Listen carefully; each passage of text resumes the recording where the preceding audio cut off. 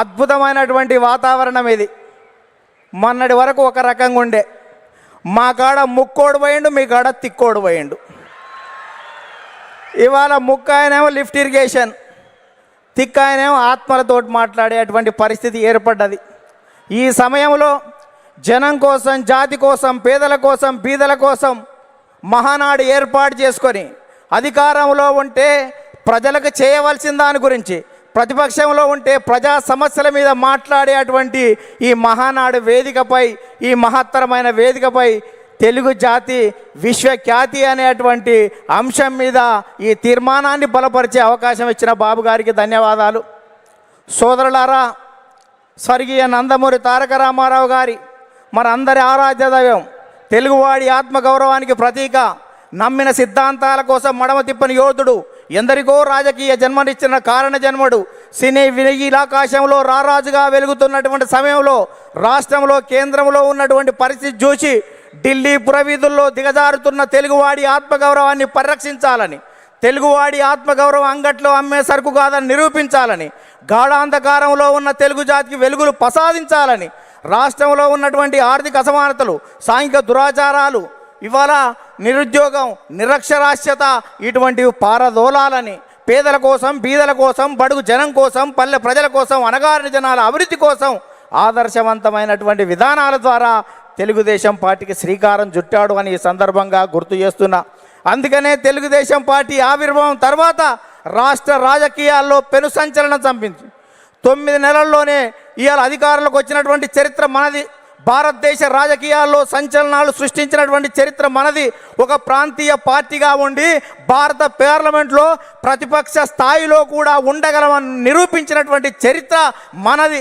భారత ప్రధానమంత్రులు, రాష్ట్రపతుల ఎన్నికలో కూడా ప్రధానమైన భూమిక పోషించినటువంటి చరిత్ర తెలుగుదేశం పార్టీ. అందుకనే తెలుగుదేశం పార్టీ ఆవిర్భావం తర్వాత గ్రామాలకు మౌలిక సౌకర్యాలు అందాయి, ప్రజలకు సంక్షేమ ఫలాలు అందాయి, ప్రజలకు రాజకీయ చైతన్యం వచ్చింది, బలహీన వర్గాలకు రాజకీయ జీవితం వచ్చింది అని ఈ సందర్భంగా గుర్తు చేస్తున్నా. సామాజిక మార్పులకు స్వాగతం పలికాం, ఆర్థిక అభివృద్ధికి అందలం వేశాం, నిమ్న జాతుల ఉద్ధరణ కోసం, బడుగు జనోద్ధరణ కోసం బాటలు వేశాము అని సందర్భంగా గుర్తు చేస్తున్నాను. గతంలో రాజకీయాలు భూస్వాములు, ఆసాములు, జమీందారులు, జాగీర్దారులు, దేశ్ముఖులు, దేశపాండేల కబంధ హస్తాలలో ఉన్నటువంటి రాజకీయాన్ని గరీబోళ్ళ ముంద ఉంచినటువంటి చరిత్ర తెలుగుదేశం పార్టీది. కమ్మరి, కుమ్మరి, చాకలి, మంగలి, ఎరకలి, మాల, మాదిగ, వడ్డెర, బలిజ, లంబాడ, కోయ, ముదిరాజ, పెరిక, మేరు, కాపు, వైశ్య, యాదవ, నేత, గీత, కార్మిక, కర్షక, బడుగు బలహీన వర్గాల బిడ్డల చేతులకు ఈ రాజకీయ అవకాశాన్ని తీసుకొచ్చినటువంటి చరిత్ర తెలుగుదేశం పార్టీది అని సందర్భంగా గుర్తు చేస్తున్నా. అందుకనే స్వర్గీయ నందమూరి తారక రామారావు గారు 2 రూపాయల కిలో బియ్యం పెట్టాడు.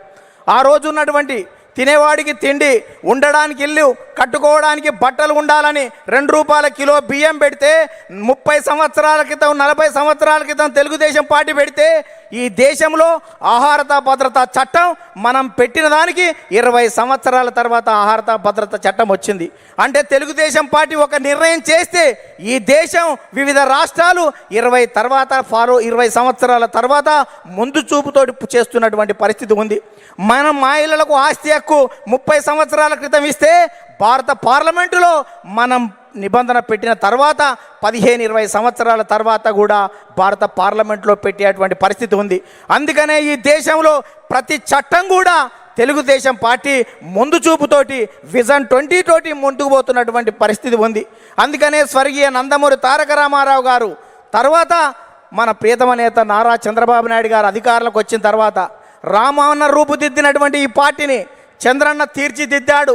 అందుకనే విద్యకు ప్రాధాన్యత ఇవ్వాలనే ఉద్దేశంతో ఇవాళ సమైక్య రాష్ట్రంలో 23,000 పాఠశాలలు, 1,047 ఉర్దూ పాఠశాలలు, 40 రెసిడెన్షియల్ పాఠశాలలు, 4,352 అప్పర్ ప్రైమరీ స్కూళ్ళు, 906 ప్రైవేట్ జూనియర్ కళాశాలలు, 362 ప్రభుత్వ జూనియర్ కళాశాలలు, 131 ఇన్సెంటివ్ జూనియర్ కళాశాలలు, 1,295 డిగ్రీ కళాశాలలు, 275 బీఈడి, 276 ఎంసీఏ, 206 ఎంబీఏ, 188 ఇంజనీరింగ్ కాలేజీలు, ఇవాళ 26 మెడికల్ కాలేజీలు, 24 ఫిజియోథెరపీ కాలేజీలు ఏర్పాటు చేసి 31 నర్సింగ్ కాలేజీలు ఏర్పాటు చేసి 31 ఫార్మసీ కాలేజీలు ఏర్పాటు చేసి ఇవాళ 1,60,000 టీచర్ పోస్టు భర్తీలు చేసి 60,000 విద్యా వాలంటీర్ల నియామకం చేసి కిలోమీటర్కి ఒక ప్రాథమిక పాఠశాల 3 కిలోమీటర్కి ఒక ఉన్నత పాఠశాల మండలానికి ఒక జూనియర్ కళాశాల రెవెన్యూ డివిజన్కి ఒక ఇంజనీరింగ్ కళాశాల జిల్లాకు ఒక మెడికల్ కాలేజీ ఏర్పాటు చేసి 17% అక్షర శాతాన్ని పెంచి ప్రపంచవ్యాప్తంగా వస్తున్నటువంటి అవకాశాలని పునికి పుచ్చుకొని వెతికి పట్టుకునే దమ్మును ధైర్యాన్ని చైతన్యాన్ని